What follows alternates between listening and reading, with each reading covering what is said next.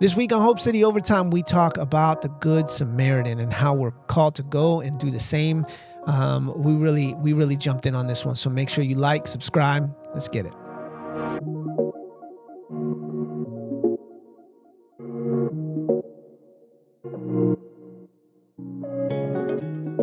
Welcome to Hope City Overtime, a weekly podcast where we take a little more time to dive into Sunday's message. And you may have noticed we weren't here last week. Nope. We had Sunday at the Park last week, and so we also had to unpack everything from Sunday at the Park and took a week off from the podcast. But I don't want to skip over everything that God did. So Sunday at the Park, what are your thoughts now that we're kind of a week out from it? How'd it go? Well, for those who maybe not know kind of what we do, Sunday at the Park is kind of what we do. We've done it for the last several years. It's an opportunity for all of our expressions. So we're 2 expressions, about to be 3. We had a whole table from East. That's exciting. Yeah. So we had 2.5 expressions that have gathered together. So we currently run 4 services between the 2 expressions on a Sunday. This is the one time, or actually we do this twice a year, where we all gather together. The only time we do that on a Sunday. Mm-hmm. And we were at the beautiful Hauser Pavilion at UNCC Charlotte. Shout out to the Hauser Pavilion. And it was incredible. I am one of the only few who get a chance to see both expressions on a given Sunday. And so because of the way that we travel and I rotate between expressions, and I get to see a lot of that every week. Like I get to see the beauty of the diversity. I get to see a lot of the beauty of family. So when we're all together, it's really cool. I feel like I'm introducing everybody to everybody, which is fun. And then on top of it, our people just responded incredibly well by bringing their friends, their neighbors, their coworkers. And it was a great Sunday. It was a really good Sunday, for sure. It was really good. I was just trying to think through, like, you kind of said this when you came up for the first time at Sunday at the Park. There was so much looking around to celebrate that we didn't want to lose the main thing, which is Jesus.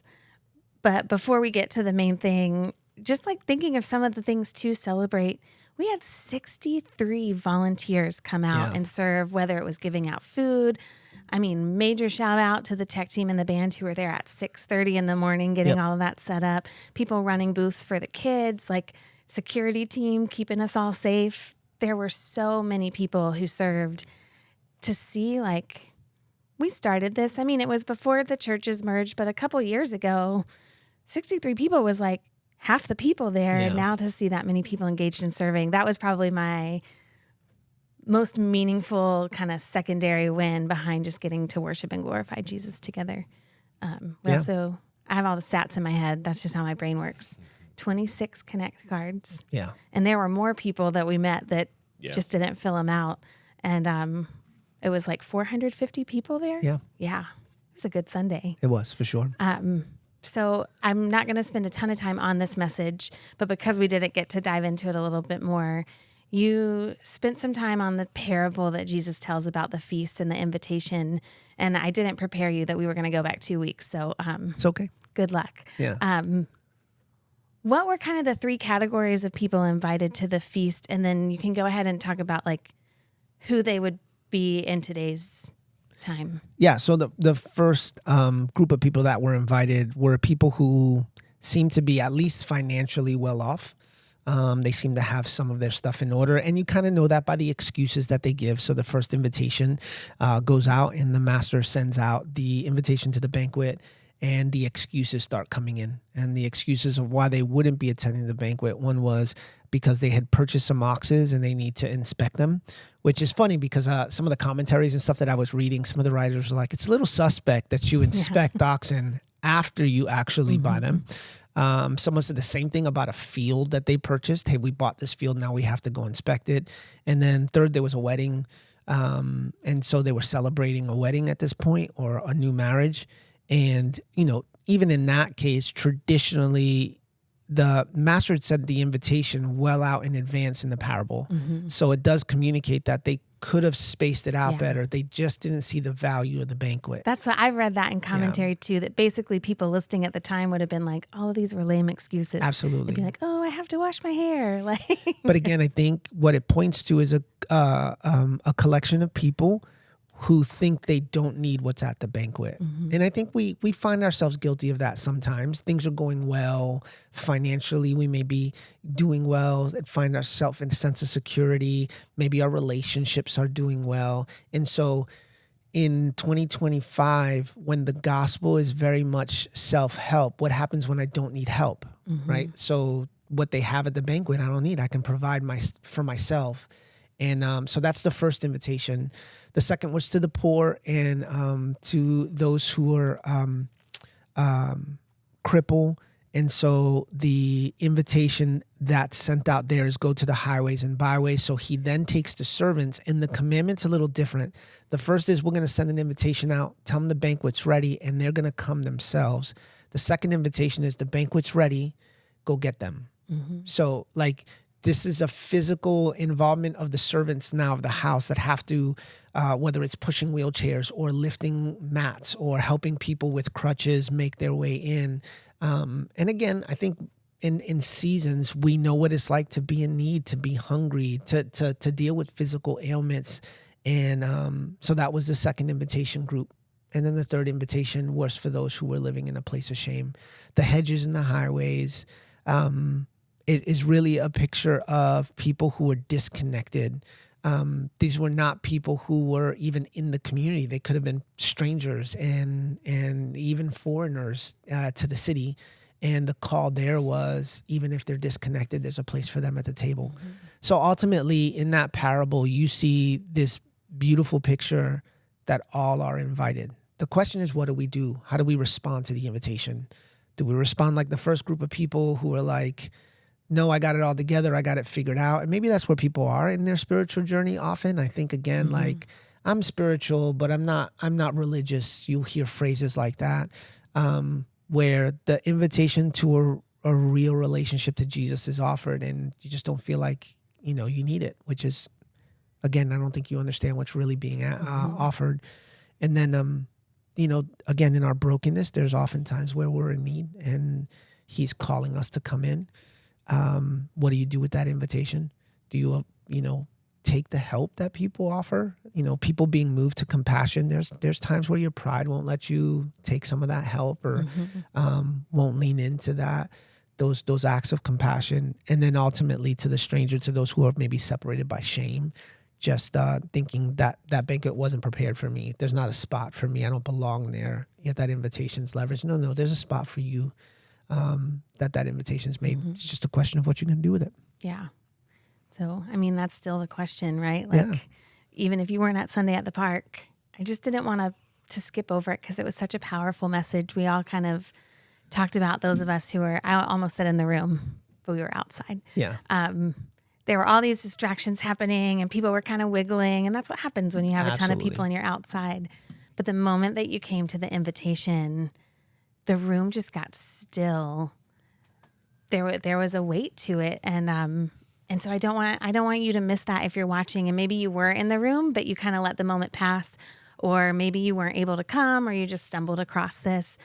That invitation to the feast is still open, and that's not an invitation to a Sunday service. Like, we would love for you to come to a Sunday service, but it's an invitation to the Lord's table, to community with him because of the sacrifice that Jesus has done. And I know we're going to get to the miracle of salvation from this week's message, but I just kind of felt this morning, like, just want to make sure that we don't gloss over that invitation that was given. Leland, the music artist, wrote a song years ago called Welcome to the Table, or Carry to the Table is the name of the song. Welcome to the table. No, that's not it. But I do think that, often when we read that parable, we're like, well, I'm this person, or I'm this person, I'm this person. The truth is, the seasons of life, you've probably been all three of those people, just in different seasons. And ultimately, what it just communicates is everyone is welcome to the table. Yeah. So to your point, if that's where you're at and you haven't made that decision, now's the time. There's no better time than now. Really, you can simply pause the podcast, take a moment, say a simple prayer. Romans, the passage we talk about all the time, Romans 10:9, that if you confess that Jesus Christ is Lord and that the Father raised him from the dead, you will be saved. Well done. That's a public declaration.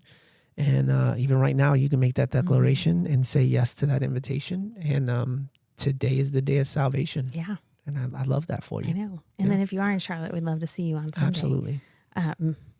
So yeah, that was the invitation.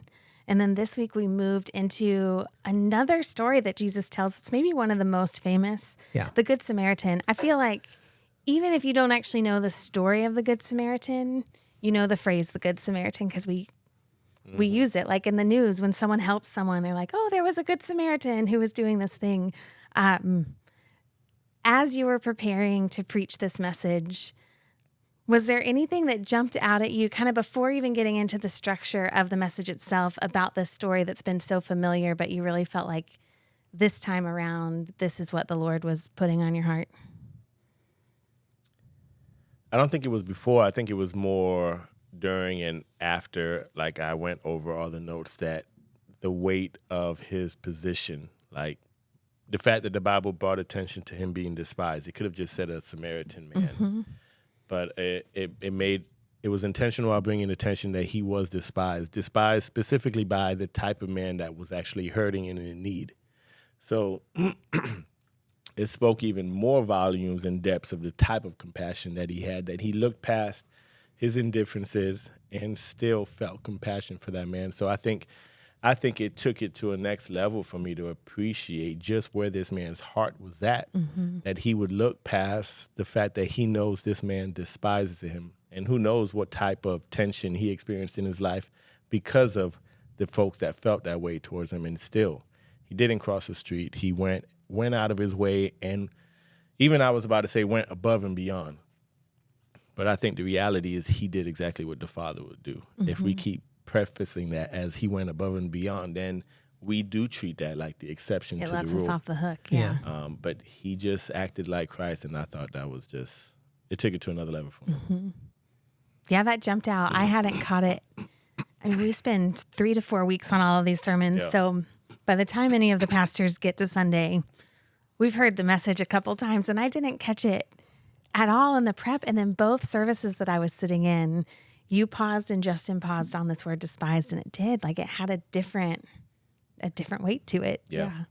What about you? Yeah, for me, the messiness of the situation, which I don't think we consider often when we think of this story, but like the parable is clear that he bent down on a knee, that he used oils and wine to bind his wounds or to soothe his wounds, and then he bandaged them and picked them up and placed them on the donkey. I was just, I don't know if it's a new revelation, but definitely there was more weight on that for me this week in preparation. Just how many times do we feel like making a phone call is inconvenient, or pausing a TV show, really got to get to that finale, is an inconvenience. And yet this guy was willing to do some things that, to John's point, feel above average, and yet Jesus is like, yeah, no, that's the mark.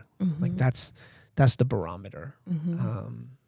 So go and do likewise. So I think the messiness of it really jumped off this week to me. Yeah. It was cool. One of the terms that came up was this term compassion. The Greek word is splagnizomai. You're just saying that to show off. Listen, you're just totally showing off right now. I showed off from the front row on Sunday too. I paid a lot of money and spent a lot of time to be able to pronounce splagnizomai. Give me my moment. Splagnizomai. I just couldn't. And part of why it was so fresh on my mind is that it hasn't been that long since we talked about this word. Because a few series back, we were in this Family Bones series where we, not Family Bones, Wake the Dead series, one more series back, where we talked about all these times that people were actually raised from the dead. And in one of those messages, it says that Jesus was moved by this splagnizomai compassion when he approached and touched a boy that he raised back to life. And so we talked about it there, which I think is so cool because it's like we're getting part B, like we see God moved by compassion, like to his gut, from his bowels, the word is about. And then here we get to see like that's not just something that's possible for Jesus, because he's using the same word to describe what motivated this despised Samaritan man to step in. And yet I think when we use the word compassion, I think that's why I like the Greek word so much, is that it like wakes us up a little bit, because compassion has lost a little bit of its power. Yeah. How do you see compassion being misused culturally today? Like when we talk about having compassion versus what God intends when he talks about being moved by compassion. For me, the easiest way, just quickly, would be we've removed the obligation to action from the feeling of compassion. So we've separated those things. So I can feel compassionate doesn't necessarily mean that I'm showing compassion. And I believe that that's the beauty of that word within the context of the original language. They didn't separate those two things. Yeah. If there was no action to the feeling, it wasn't compassion. You just felt bad. You understand what I'm saying? So I think that that's what we've done in 2023, 2025, wherever we are. Yeah, that was pretty much what I was going to say. If when we felt compassion, people always saw the events that we did, that word would carry all the weight in the world. It's just we use that word so much, kind of like love. We say love so often that it loses its sense of meaning. I had a buddy of mine who would always check me if I was like, because I like Taco Bell. So I would be like, bro, you want to go to Taco Bell? Bro, I love Taco Bell. And he was like, dude, you don't love Taco Bell. You love God. Do you love remember your wife. You like Taco the Bell. SNL sketch with Chris Farley, who's like, I love these French fries. And they're like, if you love them so much, why don't you marry them? So I try to check myself, even if I'm like, oh, bro, I love those sneakers. I try to check myself to be like, no. With the depth of that word love, I try to be more intentional of using it. I think it's the same way with compassion, because we use it so frequently.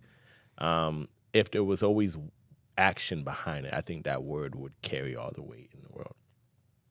This is not a question I prepared, but just something I'm thinking about as you talk.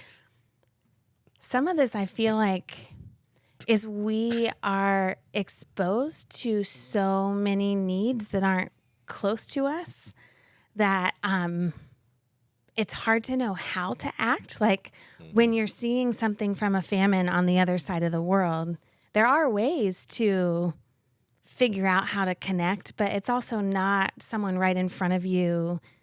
Like, I wonder if some of that has almost trained us to be like, the only thing I can do is feel bad or make a post on social media so people know that I feel bad. And there's a place for raising awareness. But I'm just kind of wondering right now as we talk, like, is some of this that there is, I don't want to say don't care, because absolutely, like, it's important to care about what's going on around the world, but there's a different level of responsibility to someone that you walk by who's on your path in your daily life, like this Samaritan, versus someone that you hear about that you don't have the chance to actually act towards. Yeah. What are your thoughts?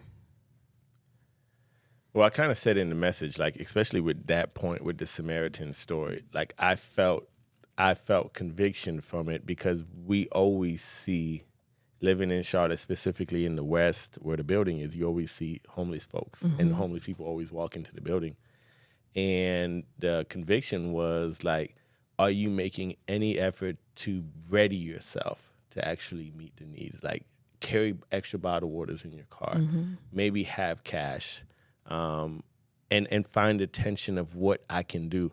And I think the other part, because we elevate compassion and passion, those words, well, I can say, bro, I really feel this compassion to do this. And someone else can say, oh, that's good for you. As if they probably shouldn't be doing the same thing. If we're waiting for that feeling to take over us, to take action, we almost give ourselves the excuse not to be active in meeting needs because I don't feel it. I'm not moved by it. It doesn't stir me. Yeah, but it's a need that we all come across.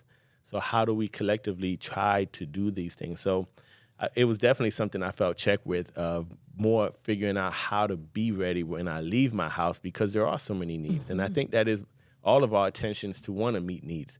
But when you don't prepare for it and they catch you off guard and you do genuinely, you're like, I don't have cash. If I had, I would have given it to you. I think if we're more mindful of all the needs, maybe we would plan better before we leave our house to do it. So that's what I felt convicted by. I thought about that too with the olive oil. Like, I think I get mixed up when I listen to all the sermons, who said what, but that idea that like either he had that ready for something else, or there was some level of preparation of like, I don't know what I'm going to encounter, but I have this stuff that like there is preparation that can go in to be ready to show compassion. Done a little study on olive oil historically and culturally at that moment. Like olive oil was fairly close to currency, like because it was used in so many, cooked with it. You used it for healing and ointments. You use it for even personal hygiene. So a bottle of olive oil could be bartered. So like there's times where they carried olive oil instead of currency because it was easier to exchange for local currency. So yeah, to John's point, there was a cost and intentionality and then a willingness to give, even if it did have other intentions. I'm willing to step into the inconvenience of this moment and spend where I wasn't planning in order to invest in something eternal, which I think is ultimately the bigger picture there. But to your point, I think the struggle we have with compassion in 2025 is often because we are inundated with all of these horrific things at a distance. We can appease the conviction to be compassionate with our neighbor by being compassionate with somebody who's across the ocean. Yeah. And so if I ask you, hey, are you a compassionate person? Absolutely. You know, I give to this fund. You know, we put this bumper sticker on my car. We're really involved in this relief fund across the ocean. Again, not that any of those things are bad, but you're living right next to your neighbor. And because their brokenness affects you directly, you don't want to do the work. And that, you know, and we'll talk about this, I'm sure, a lot by the end of this podcast, but there is a danger of appeasing that conviction for things that actually you're not being convicted over, right? So I think that's challenging too. Yeah. So we've talked a lot about the Samaritan, but the truth is there were two other people that walked by the man first, and the priest and the Levite. And Justin did a good like modern day telling that it was like a politician. I can't actually remember. Justin's behind the camera today. Who was the second person? Not the doctor. Oh, a politician and a doctor. And then the Samaritan was a Cowboys fan, which shout out to Dave Baldwin, who loved that. But I think it helps to kind of bring it to modern day, because sometimes we just hear the story and we're like, oh, well, I would have helped the man.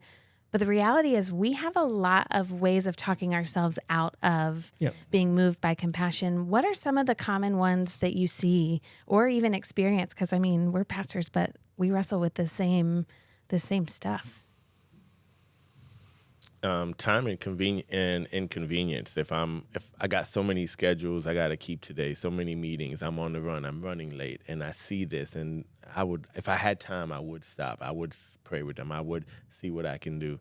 A lot of times I think that's what it is. Again, a lack of preparation for what I possibly can be faced with today. Inconvenience is just when I went to Walmart the other day, I had to grab something really quick for the church. I was already kind of like pressed on time. He was like, I don't care what you have, just anything. I was like, genuinely, I don't have cash. I'm sorry. Then the thought was, when I was going in, maybe I'll just get him a sandwich or something. I had to go to the other side of Walmart to grab what I needed. I checked out. I realized, crap, I didn't even get a sandwich for him. And my first thought was, I hope I don't pass him again. I don't feel so bad. And I think because, again, my mind is racing about doing. If it's inconvenient, if it causes me to be late, if it causes me to go out the way, it's quick for me to kind of forget. And I think time and just whether or not it's convenient to me. Yeah. Yeah. Focus, I think, is like, it's because it is time, and I think we're slave to our calendar. And if we don't create space and margins for, things like this, I should be able to spend 5 minutes in a conversation with somebody. I should be able to, rearrange my schedule because somebody needs a ride to the doctor, or I noticed that a friend of mine is in need of some food, or like I should be able to adjust my schedule and the whole world not fall apart. If that's the case, I would just argue that there's maybe just not enough margin in your calendar. But the hard part is you could have all the margin in the world if your face is stuck on a phone, or with, headphones on. And I am guilty of this. So like, this isn't me preaching to anybody but myself.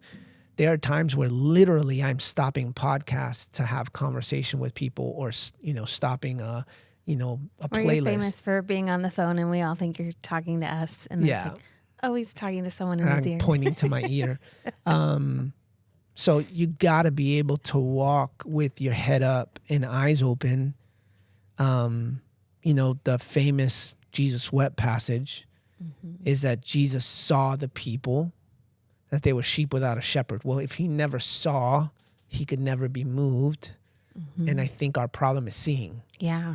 So if we were more diligent about seeing, and then our dependence on the Holy Spirit and trust in his leading, because it's one thing to see, it's another thing to allow the Spirit to challenge our hearts and to follow through in obedience with what he's saying.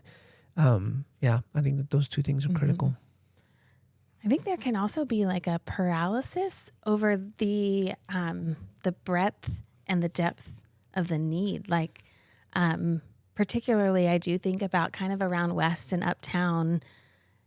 You're not going to go to an intersection that doesn't have maybe up to 4 people who they have their signs and they're asking for help, and each has a different story. And then, you pull in and run into a neighbor who's going through a really difficult time. Like, it can almost feel like, because there's so much, I don't know what God is moving me to engage in. And I think about Mel's story and the story of Hope Street Food Pantry, which I love. I didn't know this before preparing this message, but part of how it got its name is that she was just beside herself about the fact that students on this street were going hungry, were relying on school for their food. And so she said no one on Hope Street should go hungry, and then Hope Street Food Pantry. But that doesn't mean there aren't a lot of other needs. And yet that's the one that God motivated her to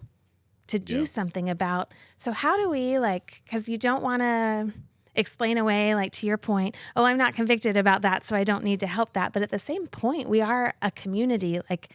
I believe God calls us as the body to engage in all of these areas, but that doesn't mean every individual. How do you kind of wrestle with that tension and figuring out what am I supposed to be moved by? Yeah, I think this is where our modern day interpretation of the word neighbor actually does help. Like, what I mean by that is, to your point, there are several million people in the Uptown Charlotte area. John, how does everybody experience compassion in their seasons of brokenness?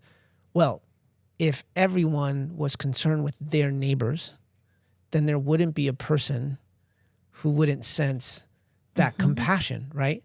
So I do think when you talk through this issue of compassion, it feels like an elephant and it's just huge. And like, how do I handle this? I don't know how to handle this. And I would argue, I don't know if you've heard that old saying, how do you eat an elephant? And the answer is one bite at a time. That sounds horrible. I don't want to eat an elephant, but you get what I'm saying. I do think if we start with being personally engaged with our neighbors, then John, who's a neighbor, right? Like, this is what Jesus That's going to be right? my final question. I would say I am completely fine. We can talk big picture.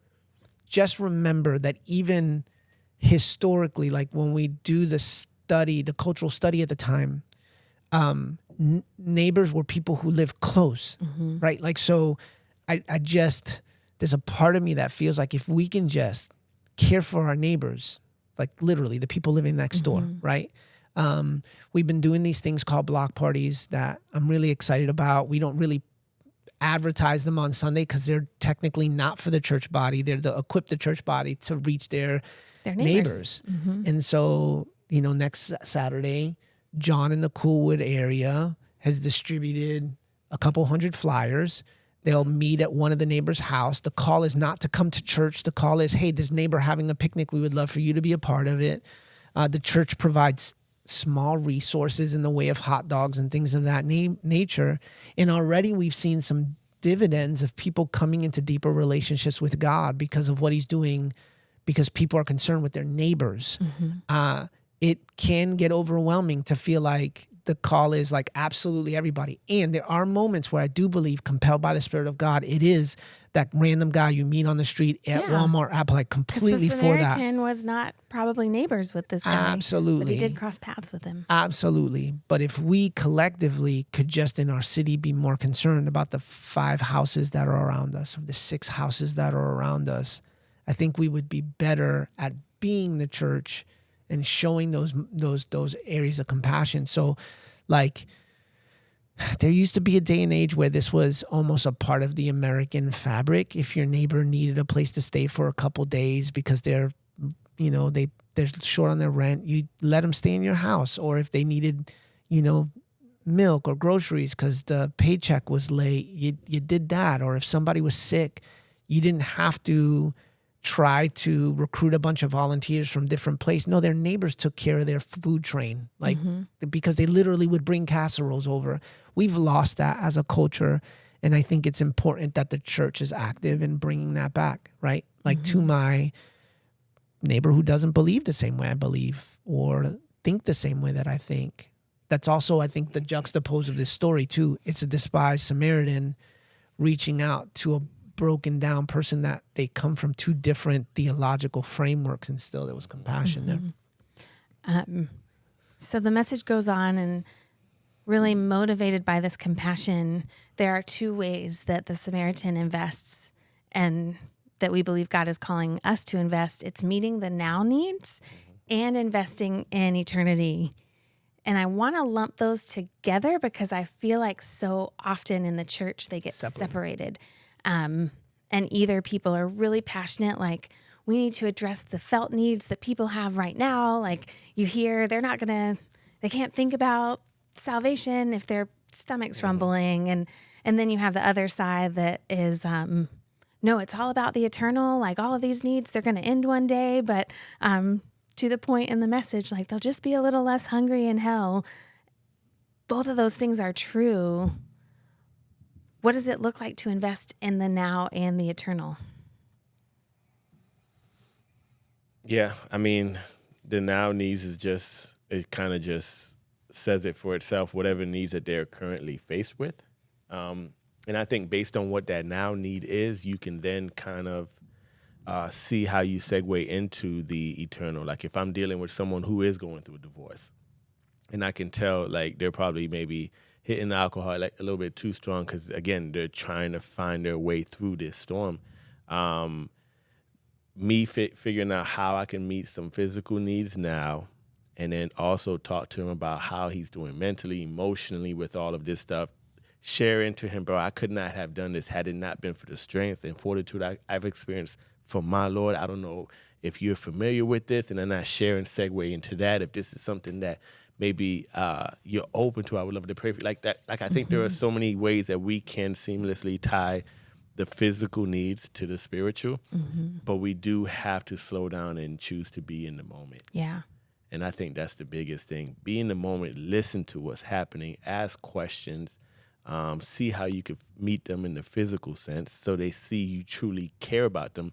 Because the other side just kind of sounds like you're trying to just get another notch in your belt, another person you saved and rescued. And it's like, no, if I really want to help save you, I want you to be good now. So it's just being in the moment, listening and feeling the sense of the Spirit and seeing how you can tie the 2 together. Because I think it is, it's easier said than done.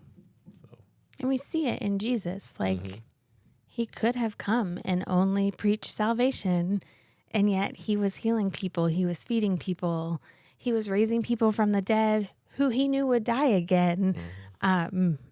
So there was a weight to know the physical need that you are experiencing right now matters. It matters to God. It matters to Jesus. But also that healing is pointing to what lasts forever. You can't separate them. Yeah, I think you guys both nailed it. Like ultimately, Jesus chose moments to show compassion. It's a tension. It's, you know, you read stories about like the pool of Bethesda, right? Like, so the angels come down, they touch this water, the water starts turning. The first person to jump in the water is healed. Jesus shows up to the pool of Bethesda. He has to step over a bunch of sick people to go to the one man who'd been waiting there for 30 plus years, right? John, is Jesus not being compassionate with everybody? It's a challenge, because he compassionately reached to one and had to walk over a bunch to get there, but then turns and uses that story as a declaration that he is the way, the truth, and the life. So, like, I think ultimately that's a tension we have to learn how to carry. Like, we have to be about the Father's business. We have to be eternal minded. I would argue that the reason for our there's a reason to our compassion. Like, it's not just so that you're less hungry. It's so that we remove those boundaries by which you can know the love and the hope of Jesus, right? And there's spiritual implications there. There's also, like, you know, it's a little tough, because what we don't communicate is this gospel that says if you come to Jesus, all suffering ends and you're going to be fine and everything's just going to go your way. That's not true, right? Yeah. Like, in the this world, difference you will is have trouble. you will have trouble. But then he says, take heart, because I'm with you. Like, the proximity of God through my struggle. Like, I struggle all the time. The difference between me struggling now and struggling when I was 15 years old, 14 years old, the difference is that now my struggling, there's someone close who's strong enough, who's like that I'm looking to, that I'm basing my life on. So our compassion needs to be motivated out of that eternal picture. You know, it's that eternal investment that every soul has the image of God burned in their DNA fabric, that somehow eternity is invested in each of us. And if we're not careful, we could be so concerned with the temporary that we lose out on the eternal. And yet sometimes we can be so heavenly minded that we're not concerned with the fact that they're having a hard time feeding their kids. Like, that's a tension we got to step into. It's a part of the mess of this all. And I would just say you're never going to get it 100% right.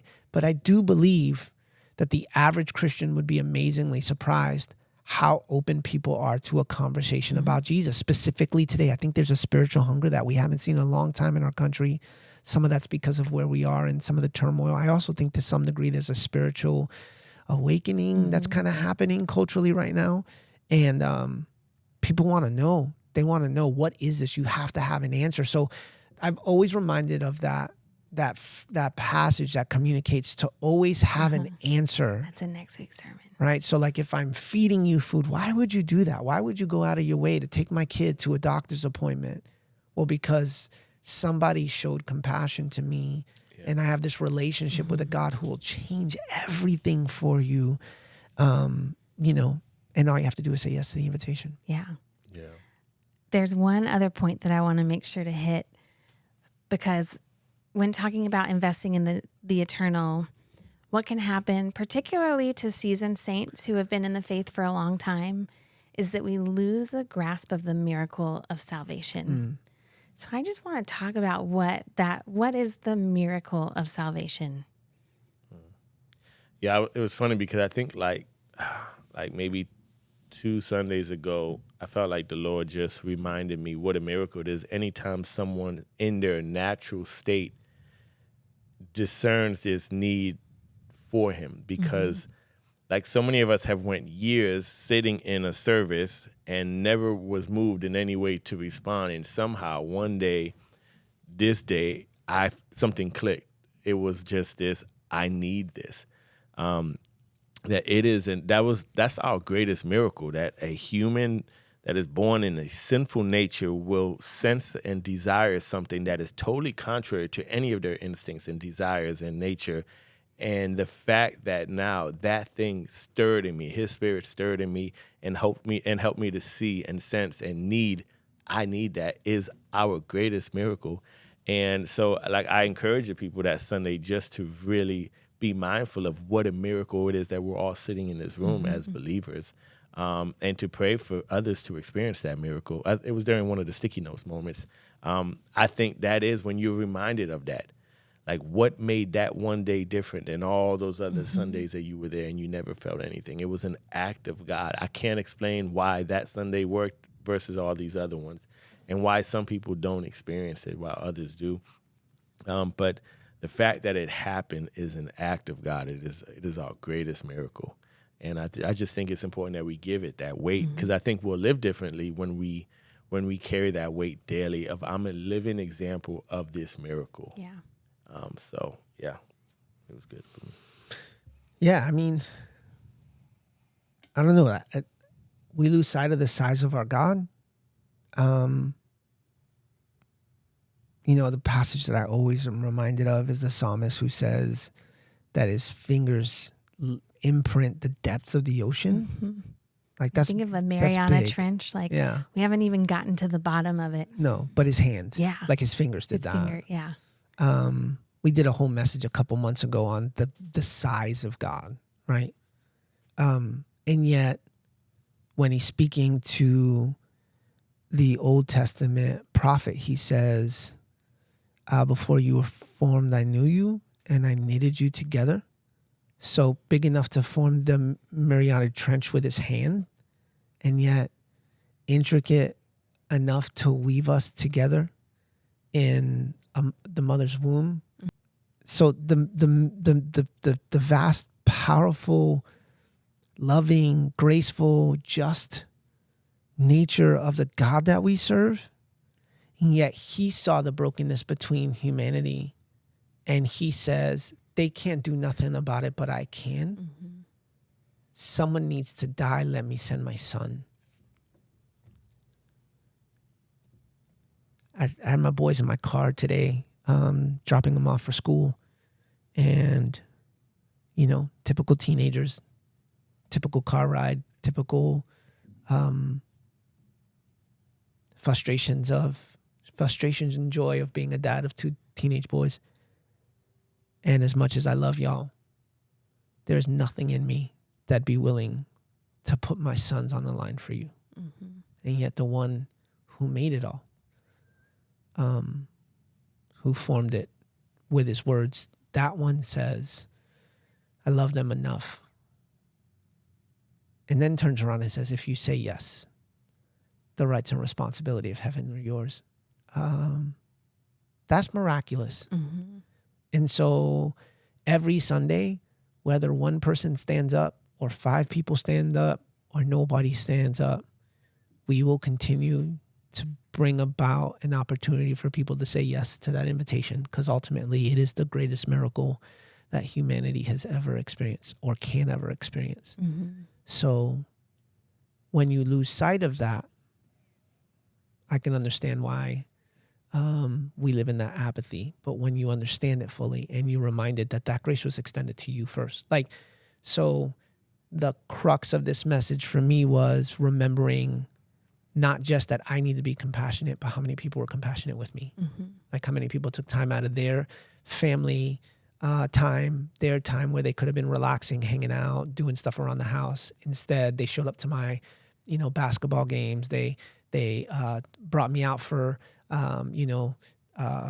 to different restaurants to have conversations about stuff that 16 and 17-year-olds have conversations about, because that's when I was struggling. How many times people have taken time to sit down with me and my wife, even in seasons where we were struggling through some pretty dark times. Like, people have been inconvenienced. People have shown compassion. And then when it's my turn, what am I? No, I'm good. Like, no, I'm just too busy. That just seems very self-serving. Mm-hmm. So I think if we remember the miracle of this all, we're more than likely to replicate what God's done in us. Yeah. Amen. Okay. Cutting room floor. Did anything not make it into the message, or from the message that didn't make it into this conversation you want to make sure we hit? Oh, the woe go no. Oh, yeah. I mean, it was such a good thread. Yeah. So shout out to Justin, who did the heavy lifting on this message. But I don't know if you felt it in the message, but I know I did. Like, that he talked about, and we all collectively talked about the car cockpit and how loud it must be. Mm-hmm. When it's like a race car in the pit. And so how these drivers have to focus up, because you got the roar of an engine. How many horsepower is a NASCAR engine right now? 800. So Justin's giving me an 8. I thought he was going to give me a 3 for Dale when he put up the first hand, but so 800 horsepower. You can imagine what that sounds like. I have a hybrid, and every time I hit reverse, it's really loud, but I'm thinking it's louder than that. So it's deafening, and they have helmets, and those helmets are equipped with sound equipment that have to work to first take all the noise out, right? Sound suppression, and then channel the right noise in. And they come up with these incredible hand signals, and they have this whole language that, of codes that they have to use. But you can imagine what it's like to be in that. And, you hear the crew chief scream over the radio, go, go, go. So you drop the clutch, the car takes off. But maybe he was saying, no, no, no. Or maybe he was saying, whoa, whoa, whoa. Your ability to interpret that is just sound. Right? Like how loud the sound is and how well your ear is tuned to pit crew. And I do think that often when God is saying go, go, go, we interpret it through the noise of inconvenience as whoa, whoa, whoa, or even no, no, no. And yet Jesus is pretty clear that this commandment is that we would go, go, go. So I thought, we didn't bring that to the podcast, but I thought that was a great insight, not just for the sermon, but for this whole series. Yeah. What are the things that God's saying, go, go, go? We don't have to hesitate. We don't have, is this God's will? Is this God's will? Is this God's will? No. We know he's saying go and do the same. So I thought it was huge. Yeah. Who's Dale? He said he put Dale up. Earnhardt. I'm joking. Man. Oh, man. Justin is shaking his head in absolute horror back there. Listen, we have I'm a a pretty big race fan of car. We NASCAR. have a race car themed bathroom in this church. Yeah. So Yeah. We do. It's a men's bathroom. At North. yeah. Yeah. Any other cutting room floor? No, I was good with it. Okay. Where are we headed?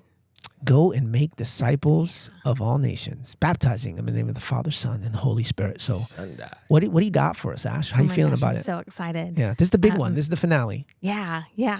And we've been working on it for a long time because we Yeah. knew Sunday at the Park was coming. So we even built in some extra time. And yet last night, the whole last point changed. And it's one of those times where I'm just literally the Lord is speaking. Can I even keep up? You can even see in the typing, it went from single lines to double because I'm just and this thing. And I just, the idea that when he calls us to go, he goes with us. Yeah. We are never going without him. And we can get into all these commands and it's great that we're spending time on what they mean. But at the end of the day, each of them comes with the promise that he is with us. And that is what enables us to do it. I'm just ready. There's been a turn on Sunday mornings, a weight. We've been using that phrase. God is doing something. And I don't think we're getting close to what he wants, the fullness of what he wants to do. I think we're scratching the surface, but it's been incredible to see and experience. I mean, it's great to watch online. It's great to spend time, when you're out of town. But if you're here, please make an effort to get to one of our Sunday morning expressions, 9 or 11. This isn't because we need a room full. This is because we've been experiencing a different depth. There's a tangible move of the Spirit of God, and we don't want you to miss it. We do believe there's something for you. So come on through. Come through Sunday at our North and West expressions at 9 and 11. We'll see you then.